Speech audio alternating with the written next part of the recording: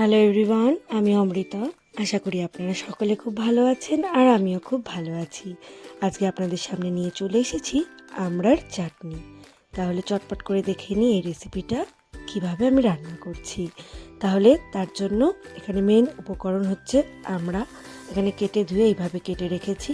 আরও যা উপকরণ লাগবে সেগুলো দেখে দিই। প্রথমে আরও এর সাথে যা লাগছে সেটা হচ্ছে নারকেল দুধ লাগছে। এখানে রাই সর্ষে, কালো সর্ষে আর কাঁচা লঙ্কা পেস্ট করা রয়েছে। আরও এর সাথে যা লাগছে সেটা হচ্ছে সর্ষে, হলুদ আর শুকনো লঙ্কা আমার ফোড়নে কাজে লাগবে। আর রয়েছে পরিমাণ মতো চিনি আর নুন। এই কটা উপকরণ আজকে আমার করণীয়। তাহলে চটপট করে রান্নাটা শুরু করে দিই। এখানে কড়াই বসিয়ে দিয়েছি। কড়াইয়ে অল্প করে সাদা তেল দিয়ে দিলাম। তেলটা খুব ভালো করে গরম করে নেব। তারপরে এখানে দিয়ে দেব প্রথমেই সর্ষে ফোড়ন।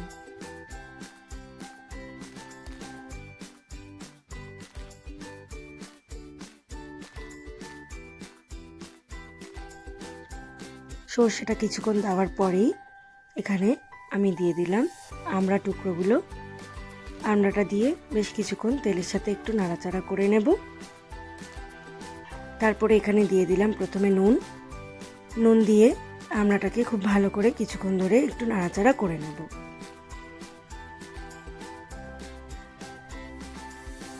তারপরে দিয়ে দিলাম শুকনো লঙ্কা আর হলুদ।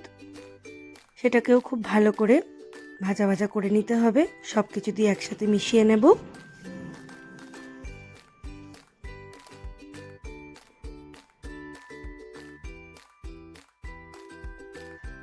বেশ কিছুক্ষণ ধরে নাড়াচাড়া করার পরে এখানে যে নারকেলের দুধটা আমরা ব্যবহার করব, নারকেলের দুধ এখানে দিয়ে দিলাম। খুব ভালো করে এবারে সব কিছুকে একসাথে মিশিয়ে নিচ্ছি।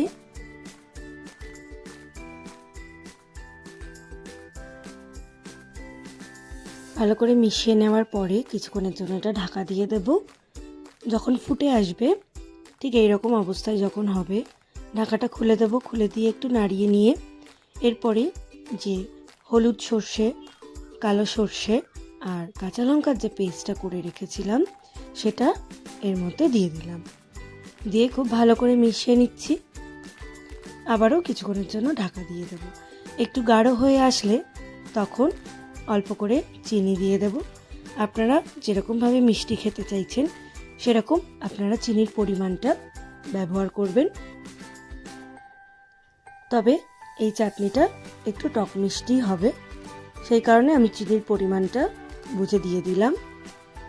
এরপরে বেশ অনেকক্ষণ চিনি দিয়ে ফুটিয়ে নেওয়ার পরে ঢাকা খুলে আপনাদেরকে দেখাচ্ছি। দেখুন, এখানে আমার চাটনি কিন্তু একদম রেডি হয়ে গেছে। এরপরে আমি একটা কন্টেনারে ঢেলে নিচ্ছি। এটা আপনারা অনেক দিন ধরে রেখে খেতে পারবেন। তাহলে এই ইজি আর সিম্পল রেসিপিটা আপনাদের কেমন লাগলো অবশ্যই কিন্তু কমেন্ট করে জানাবেন। আমার মতো আপনারা কারা কারা আপনার এই চাটনি খেতে ভালোবাসেন আমাকে কিন্তু অবশ্যই জানাবেন। আর আপনাদের রেসিপিটা কেমন লাগলো সেটাও কমেন্ট করে জানাবেন। ভালো লাগলে একটা শেয়ার করে দেবেন, লাইক করবেন। আর আমার চ্যানেলটা যদি এখনও না সাবস্ক্রাইব করা থাকে, একটা সাবস্ক্রাইব করে আমার পাশে থাকবেন, যাতে আরও নিত্য নতুন রেসিপি নিয়ে, এরকম সুন্দর সুন্দর রেসিপি নিয়ে আপনাদের সামনে হাজির হতে পারি। তাহলে আজকের ভিডিও এই পর্যন্তই। দেখা হচ্ছে খুব তাড়াতাড়ি নতুন কোনো রেসিপি নিয়ে এই চ্যানেলেই।